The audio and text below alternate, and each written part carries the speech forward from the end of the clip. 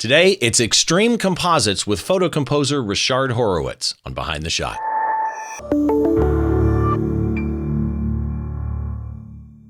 Hi, welcome to Behind the Shot. I'm Steve Brazill. As always, the show notes for the show that you're about to watch and every show that I do are at the website at behindtheshot.tv. As well, if you happen to be watching on YouTube, if you head down below the like button, you'll find show notes down there as well. It's not as extensive on the website. I actually write something about my guest, and I have a small gallery of photos to show you more of what they shoot. But all the links are either on YouTube or on the website. And today I want to jump right into my guest because this is the second time that we've recorded this or tried to record this.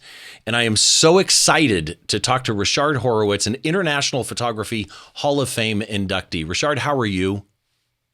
I'm great, thank you. It is so wonderful to see you again. I mentioned in the beginning that we have done this once before, and I'm actually going to, for those that are watching, you're going to see something strange here. You're going to watch the food be made. I'm going to slide him over just a little bit.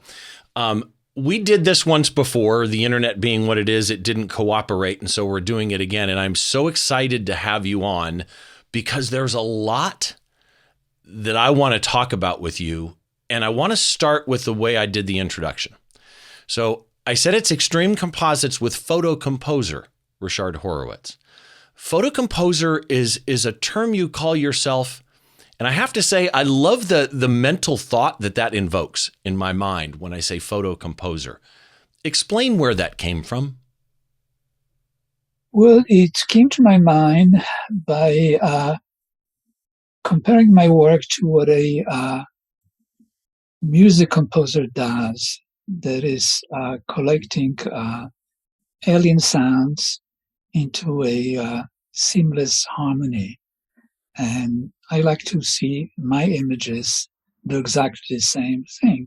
That is taking pictures taken frequently at different places on the earth, coming from different countries, taken under different circumstances, mixing outdoor photography with studio photography, everything in a seamless manner, so the final result appears to be as one.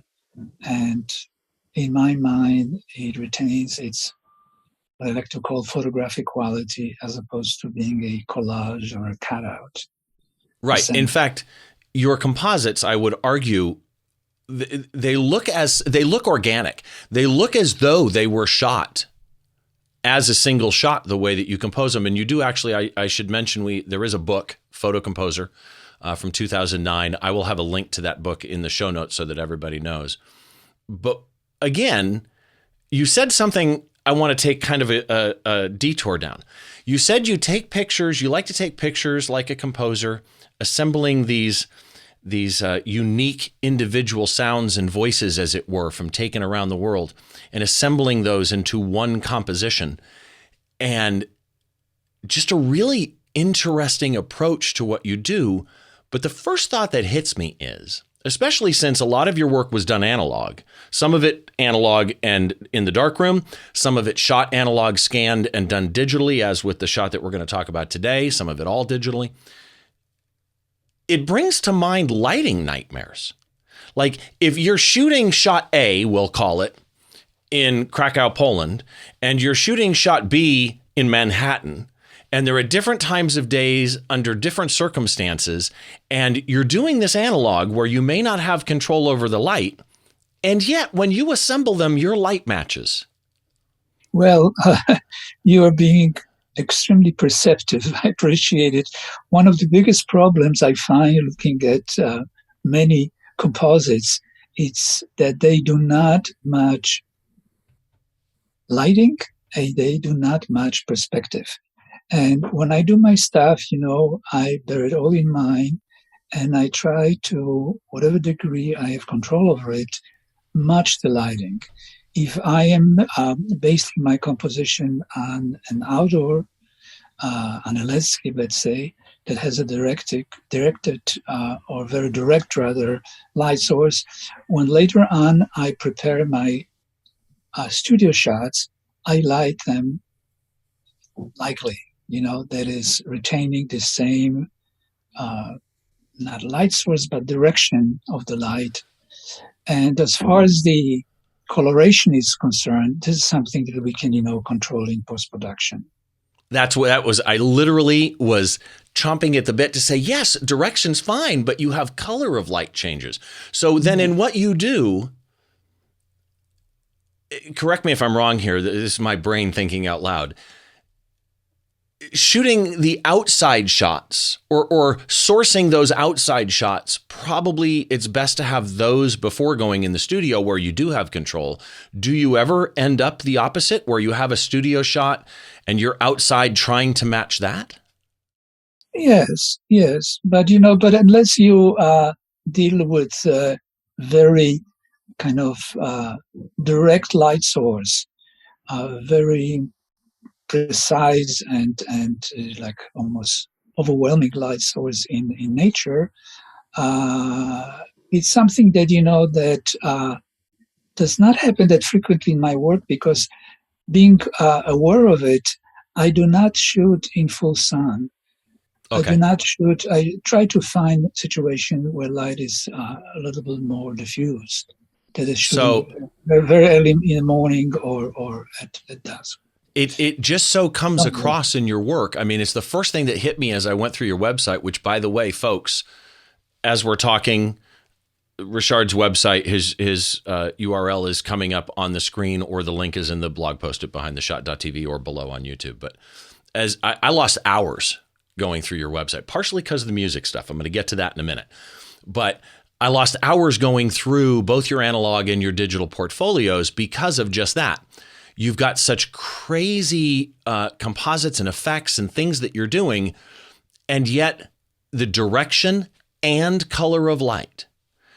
And I would argue, just as importantly, obviously, the assembly of these individual parts, right, is done in such a way that you would almost think, did they build this and shoot it as one shot? That's how it appears as you go through almost every shot. I want to go back early, because there's a question I have for you again, looking at your portfolio. You were born in Krakow, Poland, and you were born 4 months before the Nazi invasion. In fact, you're one of the youngest survivors of Auschwitz. You were actually on Schindler's List, and you were in the movie Schindler's List. And I could have a conversation with you on that for hours, probably. But I want to bring it into what we're talking about today. Connecting those dots. We all bring, at least I find, we all bring our life with us through the lens, right? Our life experience, it doesn't matter if you're a judge in a courtroom, if you're a teacher in a classroom, or a photographer, your life colors your perception, your interpretation, and pretty much everything that you do. So, did or does your early life color and come through in your art? And if so, how? Well, if you ask me, I tell you it doesn't, although most likely I lie. But if you ask psychiatrists, people I spoke to in the past, they always and desperately dig into my pictures and find some kind of twist, some kind of disturbance that, in their judgment, is a pure reflection of my childhood experience. You see, I try to keep much more positive and uplifting attitude toward people and toward life. And I don't like to dwell in very obscure, very damning and dark sides of life. I mean, there's enough of it around us. There are wars, there are people killing each other, etc., etc. And I don't have to kind of expose it or dwell upon. I like to see myself as a person with certain, bag on my shoulder who's trying to overcome it and function in spite of it. And sometimes I'm successful, sometimes I'm less successful, but my work has certain whimsical quality, and I like to see it as humorous rather than damning. Well, and okay, so you touched on so much I want to touch into there. First of all, the whimsical quality is an interesting phrasing for your work and very accurate, actually. But the other thing is, and I have this conversation with my wife often, and that is I believe inherently the human condition is good, right? I believe inherently most humans will almost always do the right thing. But it's interesting, as you were describing, people go into my pictures and they seem to want to try and find, and if you look for something, you'll find it, whether it's there or not. As you were describing people finding stuff in your pictures that may or may not be true, the first thought that hit me was the Beatles, where people found stuff in album cover photos. Oh, that means, Paul must have died because he's got a black rose or he's barefoot, and people will find what they want. There was one thing in your youth that I found fascinating. The well-known director Roman Polański you grew up with. And there is a documentary, Polański Horowitz Hometown, which I saw it named somewhere else, The Wizards of the Ghetto. But according to Wikipedia, I have to know if this is true. You created your first photographic enlarger from cardboard with Roman Polański. Yes, my first darkroom was in our bathroom, and we're talking about early 50s, communist Poland, where virtually no photographing equipment was available. Sometimes things would kind of sneak in through from East Germany. We didn't have good film available, very limited amount of cameras, and there was no Photoshop, to buy like the latest Omega enlarger. So we have to sort of like improvise, and we took under consideration the principle how an enlarger work, and that is some kind of container with a light source inside of it and a lens, and we kind of improvise and build this thing, and using all kinds of shortcuts, not being able to buy any prepare chemistry. For instance, we had to go to a drugstore or buy chemicals and mix developers and fixers and all this stuff, by ourselves. So it's a great path, to learn not only how to, but how things work, that later on became very beneficial in my professional work.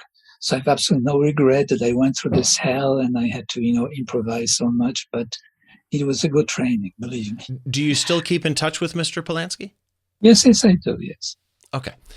I want to get into the special effects that you do, because you are, or you have been referred to, and I would refer to you as a pioneer of special effects photography.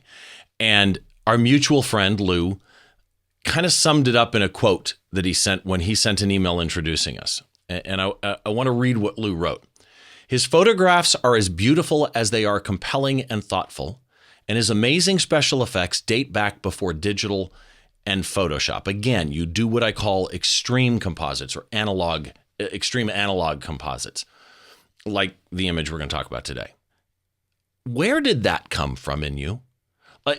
And let me clarify that. Creatives come in so many different forms, right? Today, we call almost anybody who does something creative, a YouTuber, a photographer of any level, an iPhone photographer, a director, a musician that's in a local band. We call them creatives.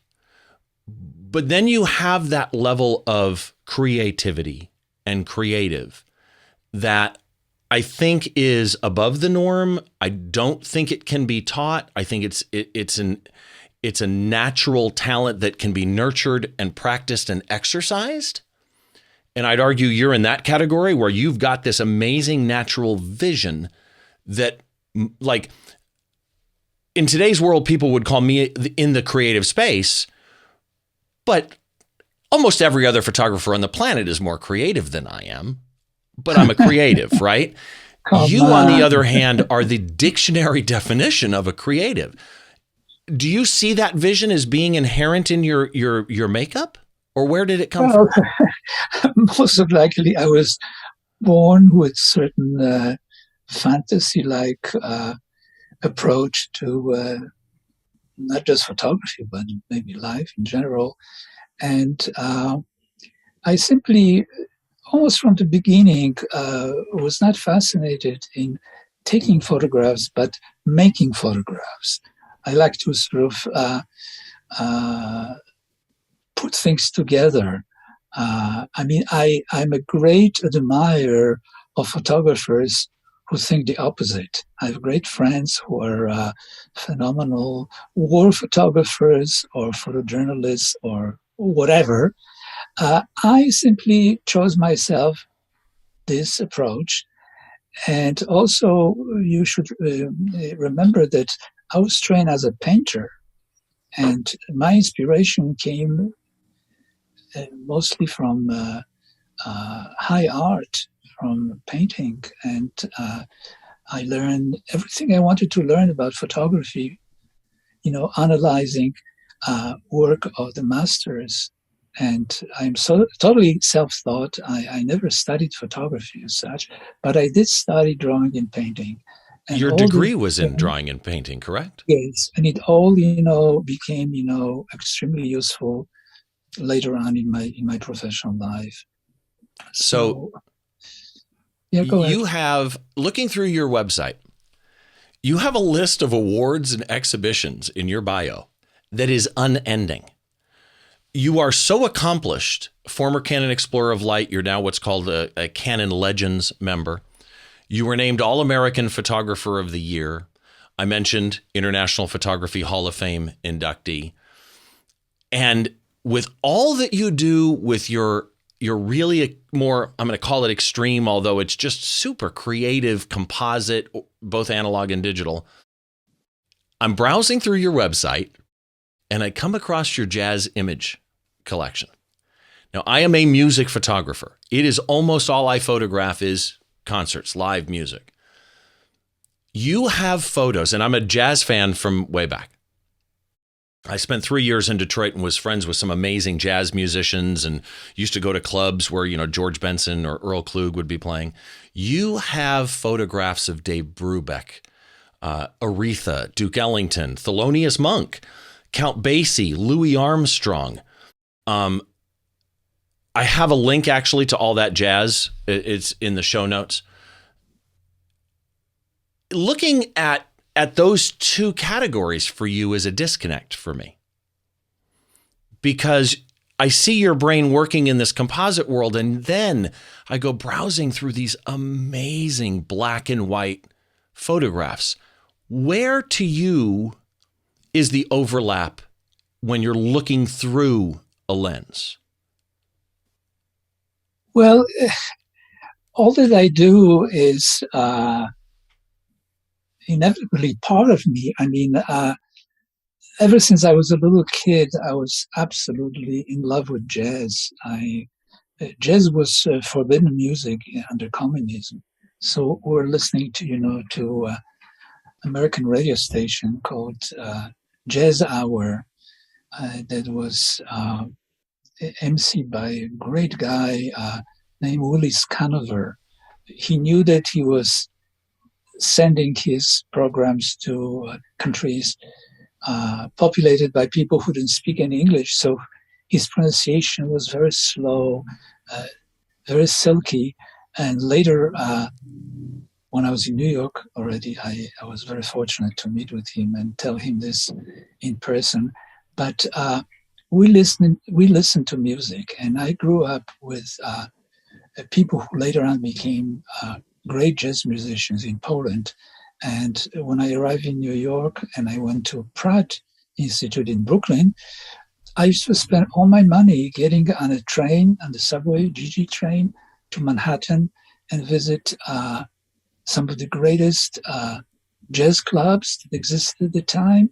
And fortunately, I caught on the end of all those geniuses of jazz who were very much alive at the time. And I was able to listen to them, to touch them. And eventually, I was very lucky to meet Dave Brubeck, who was my great inspiration. I visited him in his Connecticut villa several times. And when I had the idea of doing my book, I sort of asking, not expecting too much of an answer, if he would be kind enough to write an introduction to my book. And he said, but of course I do it, And he loved very much pictures I took of him many years earlier. And I met a lot of jazz musicians, as a matter of fact. And this is also part of my life, you know. I mean, these pictures are different because it's a different subject matter. I would not want to, you know, photocompose jazz pictures, although I could, but I didn't feel it was necessary. I just wanted to capture a moment that I felt very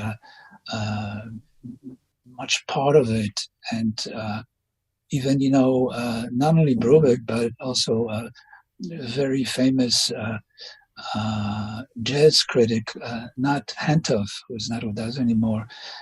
When he got the book, he thought that they were very, very warm and that were swinging. I mean, I couldn't get, you know, better interpretation.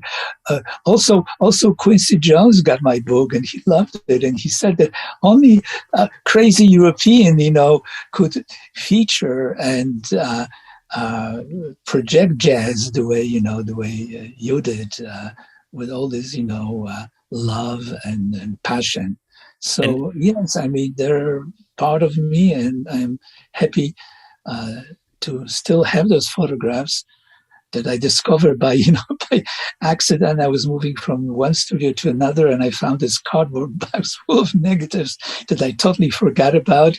And I began to, you know, to look through them and eventually scan them and clean them and prepared a presentation that I showed to Brubeck, among other people, who made it possible for the book to come out. And again, the book is All That Jazz from 2012, and I've got a link for that in the show notes. Dave Brubeck Quartet. If you guys are not jazz listeners, go look up Dave Brubeck Quartet. You'll get hooked very, very quickly. Take five. Yeah, exactly. Which is the album title. So again, photographing what I photograph and being a fan of jazz, just absolutely amazing. So before we get into today's shot, a couple of quick notes. First of all, you can get this podcast wherever you get your podcasts, in either a video format if your podcast source of choice supports video, or there is an audio only feed. You can find all the links to subscribe wherever it is available at the website, which is behindtheshot.tv. And of course, if you're watching on YouTube, that works as well. If you want to do video from YouTube instead of a podcast app, head on over to the Behind the Shot channel on YouTube, and right down below the like button, you've got all the links and everything for Ryszard there as well. And while you're there, please do subscribe, hit the like button, and any comments are welcome there as well. So one last thing I want to mention is I want to thank my friends over at DVE Store. DVE Store for the high-def video. Visit dvestore.com for all your digital video equipment needs. And that brings us up to today's image. So today's image, before I put it up on the screen, Ryszard and I were going back and forth picking an image. I'm browsing through his website trying to pick one as well. And this image absolutely leaped off the screen at me. I believe the name of this is Allegory. Is that correct? Yes, that is correct. Okay. So this image, I'm going to describe it for the audio people here in just a second. But first of all, let's start here. This was all shot. Each of these images was shot analog, assembled digitally. We'll get into that detail in a minute here. But what body did you shoot this with?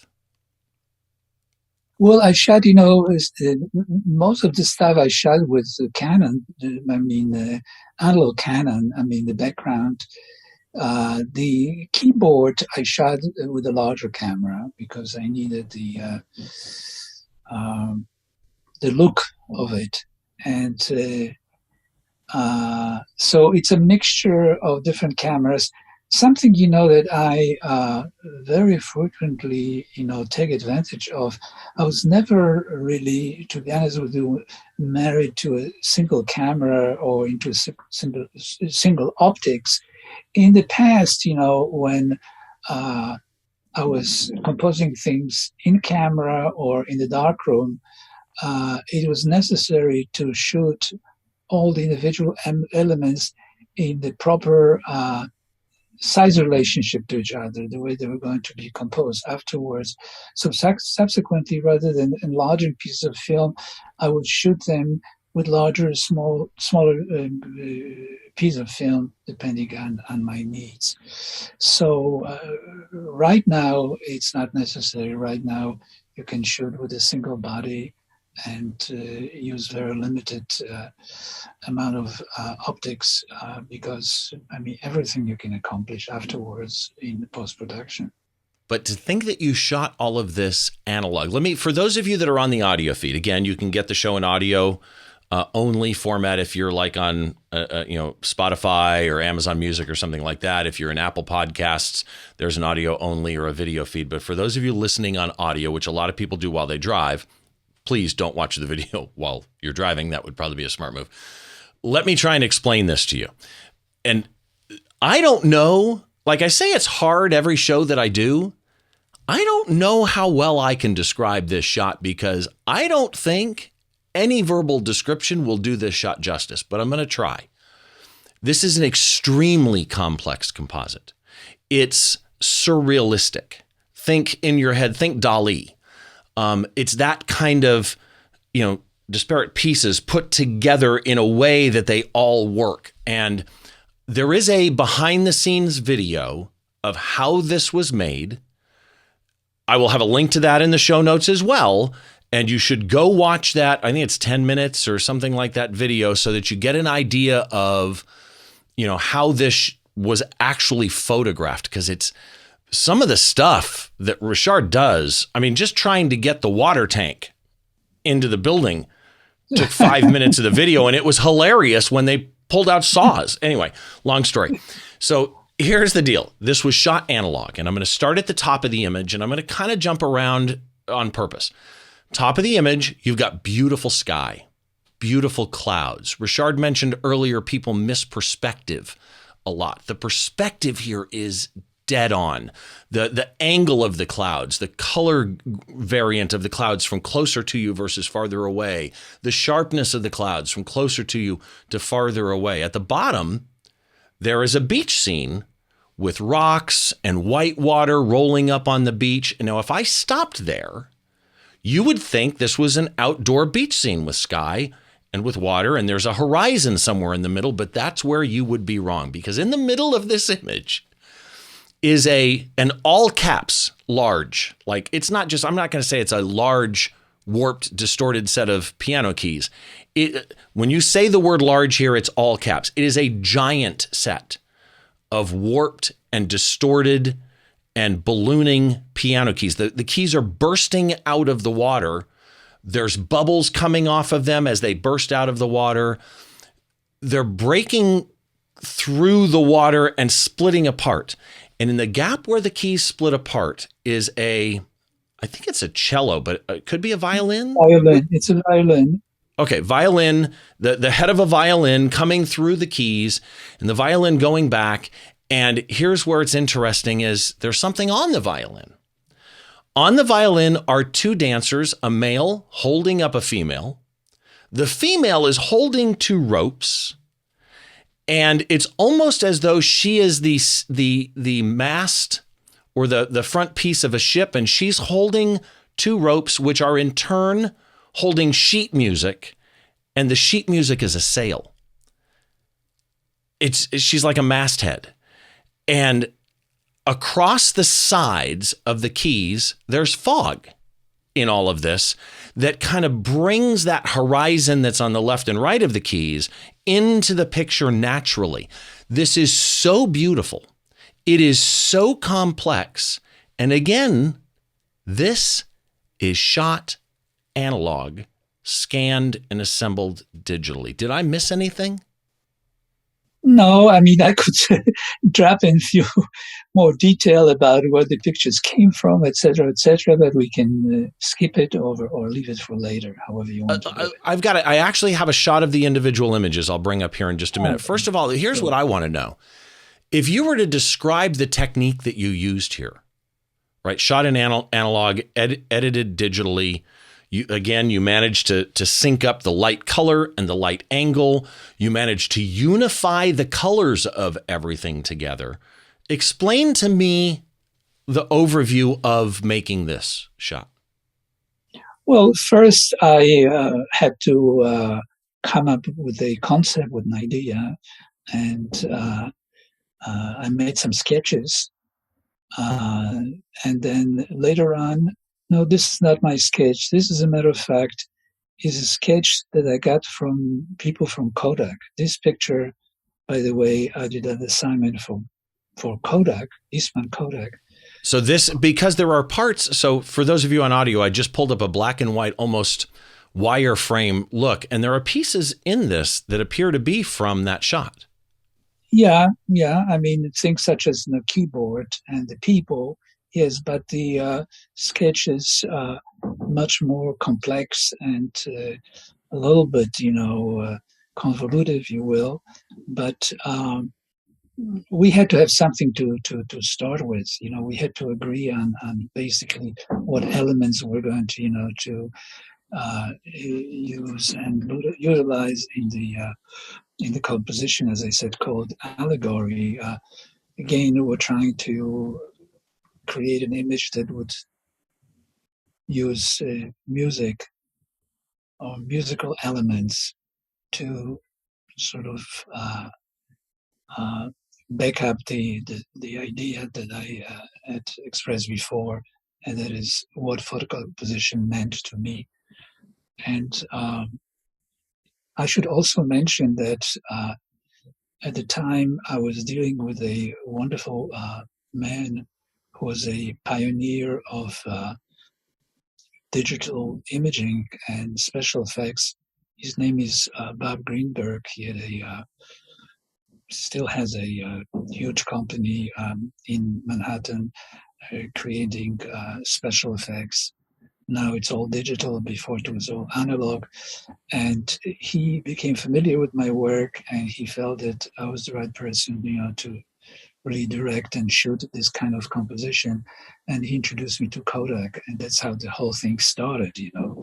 It was a very involved and time-consuming situation, because up to that moment, apparently nobody had put together such a complex composition, and people were a little bit scared. I would lie if I told you I wasn't initially scared how this thing would work out. But the most important thing for me was to have a very solid idea in my head and know exactly what I'm looking for. Because you cannot improvise too much. You cannot kind of, touch, a lot of things and try to sort of sort them together. They may or may not work. I mean, they had to work. So it's effectively a script. And again, people, you got to go watch the video, because so for the keyboard, and in the video, you see Ryszard setting up the keyboard and doing the fog and getting ready to photograph it. But they had to get a water tank in the building, which explain that. I don't want to share it. I want you to do it. No, Explain what happened with the water tank. It was very funny said at the same time. What happened here was that I had a street level studio with a fairly large entrance for a car to drive into. Well, people who actually were assigned to build a special tank on a platform and wheels, they unpacked it in front of the studio, and it turned out that the frame of the tank was too wide that they could not roll it into my studio. So they had to quickly figure out a way. So they started using torches and cutting all this metal frame and spending hours putting this whole thing together. And eventually they rolled it in. And then I worked with a wonderful prop maker who built for me a special sort of like a pneumatic arm that was pushing the keyboard. It was a portion of keyboard only, and the keyboard was pushed from above the tank into the water, and I photographed it through the water upside down. So the air that the keyboard was dragging in to the tank created all these marvelous bubbles. And I was very much conscious of so-called synthetic bubbles, and I wanted to avoid them. I wanted them to be like lifelike. And also each frame that I took, and I took a lot of pictures, had different, bubble formations. So I could pick and choose whatever I like. And then later on, the keyboard was slightly distorted. And I prepared, for this thing. You have the picture over there, sort of a layout that actually it's a bunch of Xerox copies of individual frames, and I cut them out, this thing, and I put them together. That just to give an idea to the people who are scanning the images, how to position them and how to scale them. Because once we had them in the computer, it would be too complex and too time consuming to start rotating them and moving them around. This thing, by the way, was put together before even Photoshop existed. So you can appreciate the fact that it took a lot of time and a lot of pre-thinking, how to put it all together, how to make this thing work. So this image that's up in front of us right now is, at quick glance, it's the image we're talking about, but it's not. It's multiple pieces. And so this was photos that you Xeroxed and then you stitched or taped those Xeroxes together here? Right. Correct. So here are, by the way, the individual shots. Oh, yeah. Here, individual, you have the landscape that consists of two pictures. The sky was taken in Cusco, Peru. The beach comes from outside of San Francisco, it's the Pacific. You have the violin that I photograph, swimming, in the tank with smoke around it. And then you have the mass, you have the two dancers who are from a very famous dance group called Philopoulos. I don't know if you're familiar with it. There were dancers from that initially came from Dartmouth College and they specialize in these incredible body contortions and kind of putting bodies together, creating phenomenal shapes, and it was all down to music. And I've been to many of their performances. I don't know if they're still around, but anyway, I had this fantasy of using them because I wanted to create a very interesting shape for the mast. Which it worked with the sheet music. So, that's right. And the sheet music was a piece of score by Mozart that I had silkscreen on a large piece of silk. And then you have the keyboard taken inside of the tank, the way that I described to you. Yeah, on the upper left-hand side. Now, the what's the bottom left, though? Because the upper left is the keyboard in the tank, but then you have the large distorted keys. Then I had also the large keys that eventually I didn't use it. I also had large keys made, and we're trying to create this explosion. But as you'll see in the documentary taken during this production, it did not really serve the purpose. So I ended up using the keys that were shot in the tank, the type that you see, the kind that you see on the upper left-hand side, and I simply distorted them. There are so many little intricacies here. So, for example, the sheet music landing, the way that the female dancer is holding the two ropes, the sheet music is bent like a sail. And that, of all the clouds, there's an open spot in the clouds so that the sheet music is not against the white of the clouds. Brilliant. Right. It's over the blue area of the clouds. Exactly. Again, perspective, everything here is spot on. You shoot this analog, you scan it in based on that, photocopy kind of collage that you did. Yeah. How did you composite it? Well, eventually it was composed on a computer. In what software? This was done, before. This was done on a Cyclone graphics equipment, and which is like ancient technology compared to what's available right now. And as far as positioning these things, they were just very consciously moved around and placed in the right place and sized the right, shape. And when I selected these particular images, I already had in mind that, that I need like a piece of blue sky to place the sail against. Like all these things kind of came naturally, but they all were selected with purpose to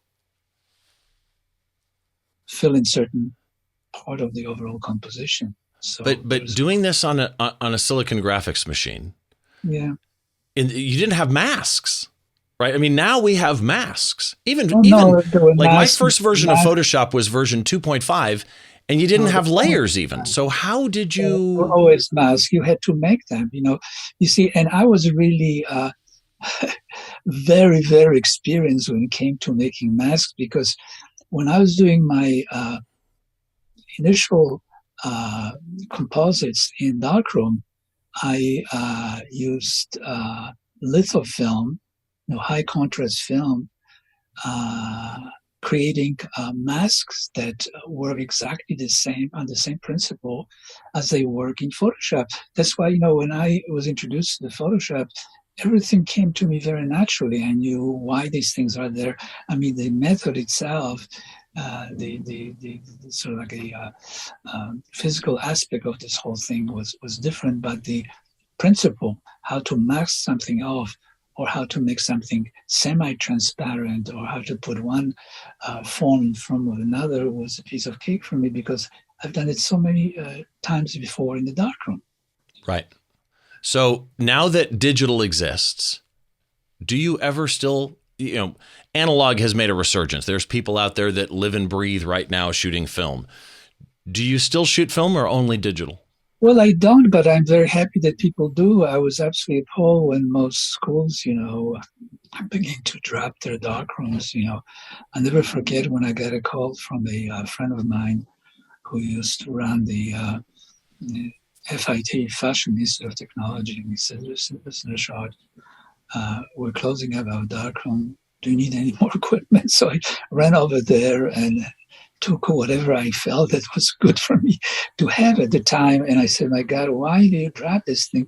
It gives you such a fantastic background and method and also, I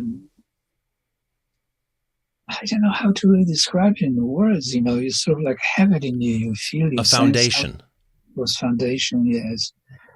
Background. And so all these things, as I had said before, that I went through, starting with studying fine art and going through traditional photography, learning how to process film, learning how to make prints, and then discovering, optics, how various lenses would, accomplish the kind of result that I was after. And really utilizing this technology, this equipment, the most optimal way to my needs, rather than relying on too many accidents. Also, some accidents have happened in my life, and I drew the most out of them. I'm not against accident. I don't want you to misunderstand me, but I mean sort of like letting things take over your head, your brain, your thinking. The way now, mass producers of software make things easier and easier and easier for you, so you think less and less how these things work. You press one key now, and you have a perfect mask down around, Oh, yeah. Wavy hair, something that was a real pain before to sort of control. So now things are much easier. So as they become easier, spend more times brewing and thinking about what you're going to do before you do it. That's the only thing I can suggest. That's the really key behind it, the way I function, the way I work. I love that. So you're a Photoshop user in the end would be your software of choice today. Yes, of course. I am on very good terms with Adobe, and they always supply me with the latest. So I'm not happy about these constant changes, this replacing rather various techniques or various filters or whatever they may be that force you to almost like learn how to actually operate it. Right. So there's a lot of time wasted on relearning things, something that you knew very well. That's why, I very frequently work with old Photoshops until the time when I understood, and this happened, I believe, earlier this year, where Creative Cloud people decided to sort of forget older versions of Photoshops and they don't support them, and modern computers cannot even run them. Right. So that is also a problem that you're facing. Rather than having things made easier for you, they become more complicated because of the others, who choose doing things the way they do. So let me get into the speed round. Couple of questions, like 5 questions. Answer them as fast as you want to. Any advice for shooting, planning for composites or multiple shot images? Well, try to think about what you're going to do before you start shooting. Try to think how those images will blend together and shoot them according to a certain method. Okay. What's the biggest mistake you almost made, or I guess did make? When I opened my big mouth when I was introduced to computers, I thought that everything could be done with a computer. And I jumped into this assignment that I eventually failed to produce because there was no method. There was no software written, I had something in my mind and I figured out, well, any computer operator, once I tell him what I'm looking for, will be able to do it just like that. And eventually, it was not as easy. It was very complicated. So be very careful putting too much attention and kind of letting, or rather hoping that things are going to be done for you. Okay. Being as how you came up in the traditional art media world and studied the masters in traditional painting, etc., what's your favorite composition rule, or do you have one? Well, so-called Renaissance rule, Euclid's, perspective, all these things are very much part of our consciousness and our vision right now. And as I said, you can learn absolutely everything starting great masters. Not, starting what's in right now, the latest, pages from a color publication. Go to museum, look at the masters, and see how they conceive whole composition, and how they use light and perspective. Now, I got to touch the music thing again. Again, music photographer. Is there a musician that you didn't get to photograph that is still, may not be able to because they may not be with us anymore, but is there a musician that you didn't get to photograph that would have been on your bucket list? Yes, there are 2 that I never forgive myself to miss. One is Billie Holiday. Ooh. My beloved singer, and also Charlie Parker, my beloved musician. I missed them by a year or year and a half. They were gone, But other than that, I try to, experience every one of them. I remember being in this jazz club on East 47th Street, doesn't exist anymore, where I was sitting with my uncle and my aunt, and there were maybe 5 other people, and we were witnessing Ella Fitzgerald. Ooh. 10 customers, 2 of them drunk, making so much noise that Ella stopped singing, and he said, if you don't throw these bastards out the door, I'll just walk out of the stage. But imagine to be able to actually see these people so close What year would that have been? This was early 60s. Okay. The Billie Holiday gets me because, again, people have said to me, and it's kind of the same for every genre, but people have said to me, what makes a great music image? And my answer is always the moment. More than the technique, more than anything, it's the moment that tells the story.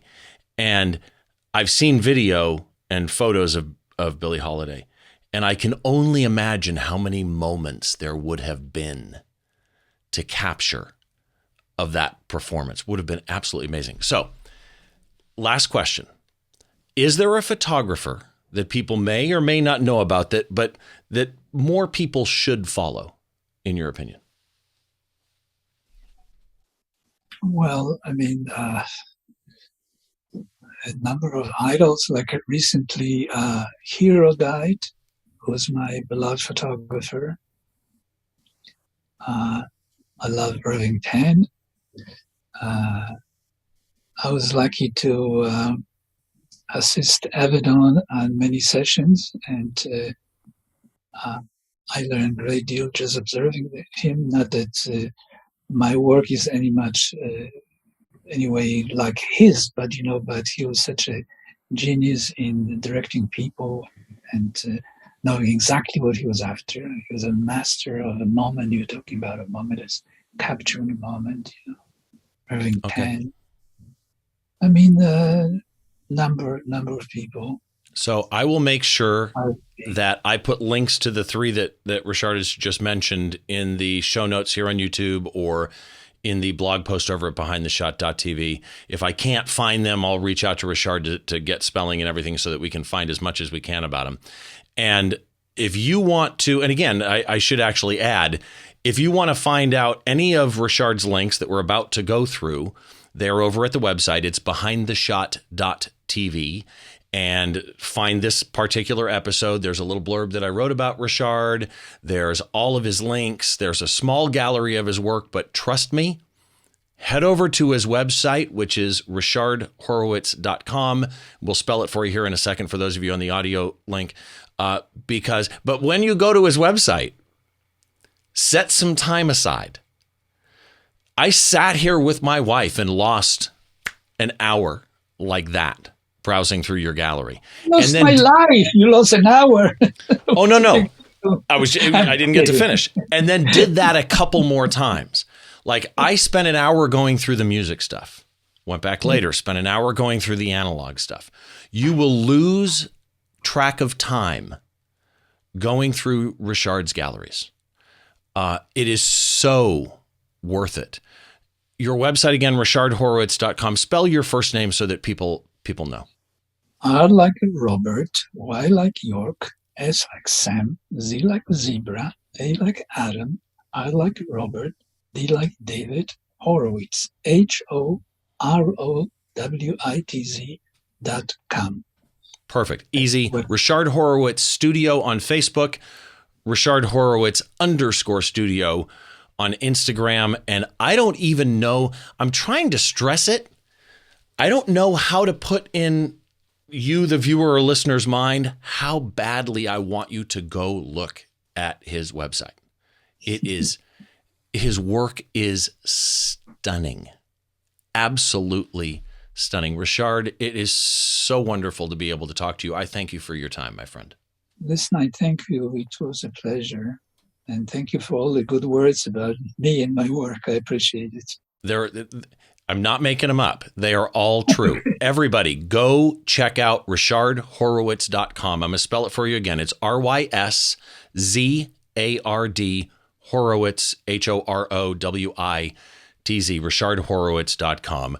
Again, you can get this podcast wherever you get your podcasts in either a video format, if your destination of choice supports video, like Apple Podcasts does support video, or you can get it in an audio-only format in Apple Podcasts, Google Podcasts, Spotify, wherever you get your podcasts, you can do it. You can find all the links to subscribe over at behindtheshot.tv. You can find me at stevebrazill.com. By the way, wherever you are getting this podcast, I have a favor to ask.